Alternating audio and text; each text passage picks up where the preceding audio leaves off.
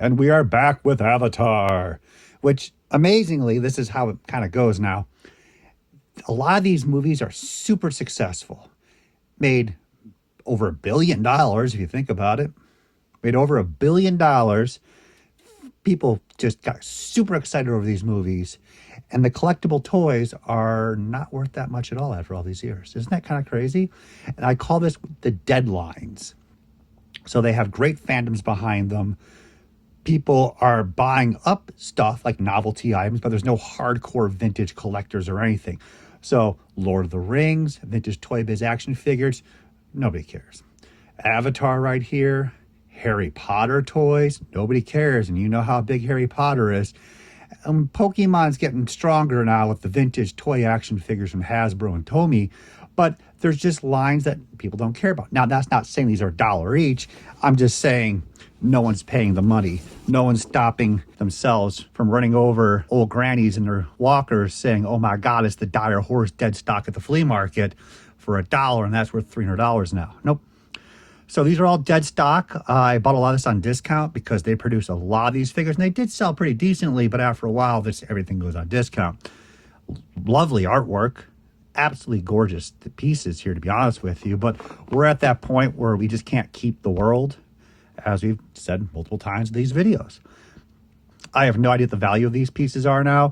I'm going to assume like this is 30, 35, like just an average, a little bit of a bump or double than retail cost. But at this point, I have to let the stuff go. I mean, the second movie came and went, still did very well, but I don't think anyone like, oh, let's get those first series action figures in the original movie. See the dire horse. Oh, look at that clearance, $5 right down there. That's 3 stickers. That is some really badass artwork, though. I'm not going to argue about you on that. I mean, I'd like to keep one, but that's the whole point. Like, just because I like it doesn't mean I need to have it. You can appreciate it without owning it, which of course can apply to everything I own, but we're not going to go that far. The amp suit is serious business. Now, the amp suit will be pretty big with the G.I. Joe collectors because it fits the G.I. Joe 3 3/4 inch. So that might be like 50, 75. There are 2 versions of the amp suit. There we go. This is the second version. I don't think there's anything different. There might be some differences. Oh, yeah, there we go. Completely paint deco difference. Very cool piece. This will probably be worth more money, but how much more money? I don't think too much more money. And again, like, I mean, now that you're holding it, you're like, oh, this is pretty cool. Oh, that's pretty neat. But I've gone through a number of tubs recently, especially the vintage Star Wars stuff, and I didn't purge really much of it, and we need to get room. I mean, so all the avatars got to go, at least the vehicles do. I do not remember this vehicle in the movie, hence why it was all $4.98. The ROA grinder. They did a great job. Usually Mattel doesn't do the best work, but I think when it came down to knowing that this was a James Cameron film, they put a lot of effort. And I always say Mattel puts a lot of effort into packaged artwork. And as you can see right here, awesome. Now, the creatures I may want to keep more than the vehicles. The Leonopteryx is probably the most expensive. I remember this actually having some love behind it. Somewhere I saw it, some toy show that someone was asking a pretty penny for it. And then we have the Blue Dragon, $4. So this again is, so Blue Dragon at the time was very popular, successful, and they have to capitalize on it. Because in Japan, smaller population, but if they have a shot of making this popular in the US or Europe, then they can make a ton of money. So they put it out, put the figures out, cross their fingers, and hope it's a success. And, well, no, it was not. The figures are very difficult to get, but a lot of people just don't remember. A lot of anime, it just comes and goes so fast. Pieces like this. I mean, who's talking about Slayers from the late 90s anymore? You get the idea. It just comes and goes. If it has feet, it'll have multiple seasons and keeps on going, and then you'll know it'll be popular. So these have got to be literally $4 each, and that's just how the game is.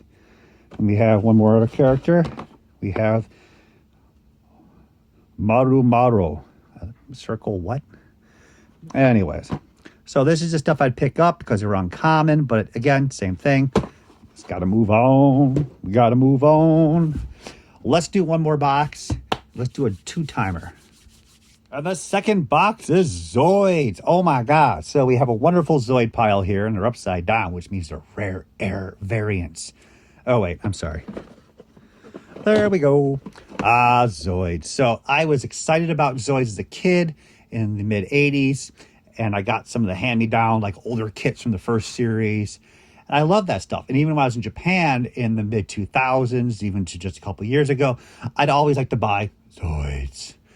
They're just, in their own world, they're just perfect. They're just, the Zoid action figures are just so unique. They're in their own little realm of just awesomeness, in my opinion.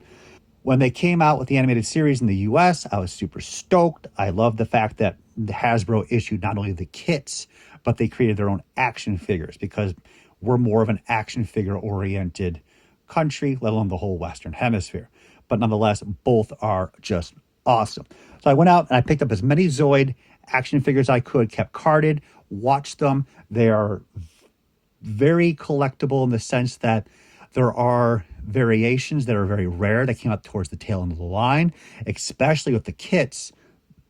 There are a number of kits that were only released in Asia at the tail end of the Hasbro line, and then some are like quasi unproduced. I mean, we can go into a whole discussion about it, but it's been a wonderful time collecting, let's just put it that way. So what we have here are the action figures, and we have first series right off the bat, and then we have some later series package style, especially the Holotech, which is very difficult to get for the kits, like the Shield Liger in blue Holotech clear plastic, was only released in Canada. I mean, it was just, oh my God, it's just bringing back all these great memories. It's kind of crazy too. So I just noticed. So like, is this the collection tub or is this resale tub? Like, how bananas were you when it came to Zoids? I don't know. Did you like the Dimetrodon just a little bit? Just a little bit. Just a little bit. So let's put these guys back. Cheap bastard as I always am, because again, we're all not swimming in money, let's put it that way. So you can see a lot of clearance tags and the stuff that I've bought in the past on all these tubs, in all these tubs of toys. So this was on discount for $4.78. This is Toys R Us at $2.98. And this is kind of funny. So the Dimetrodon, which we'll pull up one of these, we have a whopping 8 Dimetrodons. I can't complain, or can I complain? This figure is from the final series of the action figures, Z-Com Control. And it's actually no pilot, it's just a robot pilot. Flip it over, you have the final series, which included the yellow Sea Striker and the red Shield Liger, this one being the toughest of all the action figures. And the Dimetrodon and all these characters are brand new sculpts. These are just repaints. So I figured this was, like, if you're going to put the money in it, buy up as many you can of the final series, because that's the most limited. So that's why we have 8 of these, and I guess I bought these on discount, probably for a couple bucks each. The question, of course, now is, what are they worth? I hate to say it. I haven't researched the value of this. In future, Alex, just tell me how stupid I am for keeping an entire tub of Dimetrodons. Don't be harsh. The funny part is that I've noticed that people really like the original characters from the show and the original vehicles from the show. So this piece can be worth $50, $60, but the more oddball Zoids are actually not worth as much as the earlier pieces, which are more common. It's like you're not ever going to win, right? It's always a gamble. So anyways, this piece, very cool, also extremely difficult, probably worth about $50, $60. Look at that assortment there. And again, a lot of these figures are probably the kits. I can't see these actually being the figures, but yeah, they did make Iron. Okay, now it's all coming back to me. Yeah, Iron Kong and Deathsaur are going to be, and Genobreaker are going to be very, very difficult to get. I think all this lower. Anyways, Alex in the future will let us know what's going on. It's all coming back to me now. Reynos. You can see all the earlier characters there. The Gun Sniper was my favorite because it was just loaded up on a little radar dish in the top. But yeah, back to Dimetrodon. Let's see how well we did. Let's keep one of these for the collection. And that's it. Let's move the rest out, which I don't know how long it'll take for that. And for a quick snippet for you people who love your dinosaurs, did you know that Dimetrodon is not a dinosaur? It is before the dinosaurs. If I'm correct, it's actually before the break off of mammals and reptiles. So say hello to your early uncle. It's a robot. So this looks good. I'm hoping they're 50 bucks each or more. And let's move them out. We got one tucked in the corner, which is the red gun sniper. And as I said, always on clearance. You are one cheap son of a... Anyways. A little bit difficult to get. They're advertising the electronic shadow version of the Liger. So that means it's a much more later series, hence the last series packaging. Not complete, turned yellow. A number of these packages have been turning yellow on me. So I'm happy to see clear bubbles. And let's keep running through this stuff. This was a quick tub because I had no idea I had 8 Dimetrodons, which sounds like a great band name, 8 Dimetrodons. Okay, maybe it doesn't. So thank you very much for watching. And if you do like this content, I have never said this before, but I get why people say it. Please like and subscribe. The YouTube algorithm actually is really, really nasty. And it takes a lot of time and effort to make the videos, even though they're very simple like this.